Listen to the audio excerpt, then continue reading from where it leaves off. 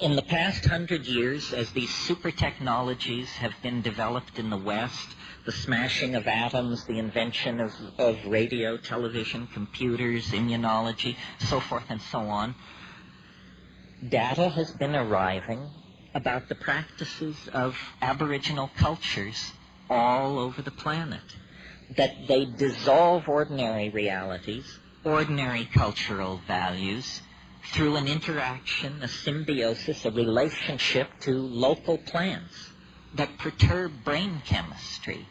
And in this domain of perturbed brain chemistry, the cultural operating system is wiped clean.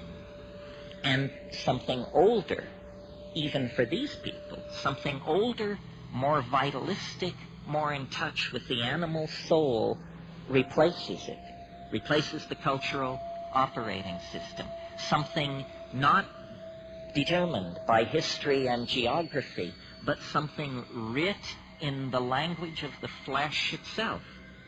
This is who you are. This is true nakedness. You are not naked when you take off your clothes. You still wear your religious assumptions, your prejudices, your fears, your illusions, your delusions. When you shed the cultural operating system, then essentially you stand naked before the inspection of your own psyche. Desmond Morris called it the naked ape. And it's from that position, a position outside the cultural operating system, that we can begin to ask real questions about what does it mean to be human, what kind of circumstance are we caught in, and what kind of structures, if any, can we put in place to assuage the pain and accentuate the glory and the wonder that lurks waiting for us in this very narrow slice of time between the birth canal and the yawning grave. In other words, we have to return to first premises. So I've been thinking about this a lot, and at first it seemed to me only a metaphor, this phrase, culture is your operating system. But because I travel around a lot and get that jolting experience frequently of, let's say, leaving London on a foggy evening and arriving in Johannesburg 14 hours later to a sweltering day in a city of 14 million on the brink of anarchy, I get to change my operating system frequently. And so I notice the relativity of these systems. And some work for some things and some for others. For instance, if you are a positivist, if you're running positivism 4.0, you can't support UFOs. Positivism 4.0 does not support UFOs. If, on the other hand, you're running your Rancha book 5.1 as your operating system, UFOs and a number of other things can get in through the door. That is what we would technically say is a more tolerant operating system, or its plug-in support special effects denied the positivist. Well, it's fun to think this way because it shows you that you don't have to be the victim of your culture. It's not like your eye color or your height or your gender. It's fragile.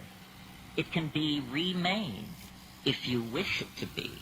And then the question is, well, how does one download a new operating system? First of all, you have to clear some space on your disk.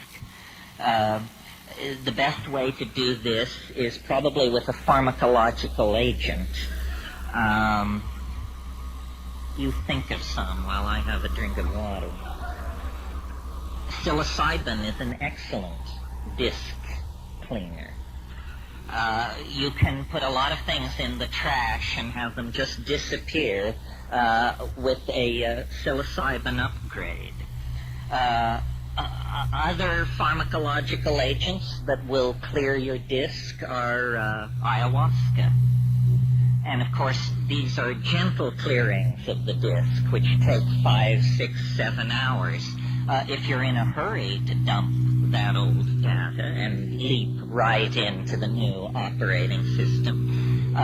Click on the button marked dimethyltryptamine. A compressed disk erasure will immediately be downloaded, unstuffed, bin-hexed, implemented, installed, run, and you will find yourself with an entirely different head. Now, shamans have always known, though they may not have used the kind of language I'm using here, shamans have always known this trick. What trick? It has two facets. First of all, that culture is an operating system. That's all it is. And that the operating system can be wiped out and replaced by something else. So, in essentially, what's going on among shamans and those who resort to them for curing and counseling and so forth is somebody's running a slightly more advanced operating system than the customer. The shaman is in possession of certain facts about plants, about animals, about healing, about human psychology, about the local geography, about mojo of many different sorts that the client is not aware of. The client is running culture light.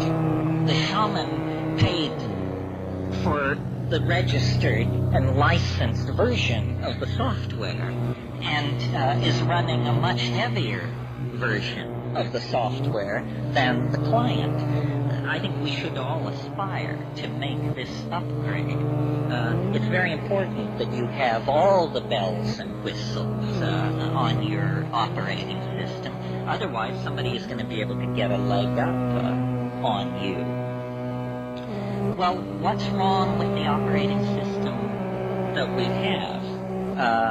Consumer capitalism 5.0 or whatever it is. Well, it's dumb. It's retro. It's very non-competitive. It's messy. It wastes the environment. It wastes human resources. It's inefficient. It runs on stereotypes. It runs on a low sampling rate, which is what creates stereotypes. Low sample rates make everybody appear alike, when in fact the glory is in everyone's differences. And the current operating system is flawed. It actually has bugs in it that generate contradictions. Contradictions such as we're cutting the earth from beneath our own feet. We're poisoning the atmosphere that we breathe. This is not intelligent behavior. This is a culture with a bug in its operating system that's making it produce erratic, dysfunctional, malfunctional behavior. Time to call a tech. And who are the techs? The shamans are the techs.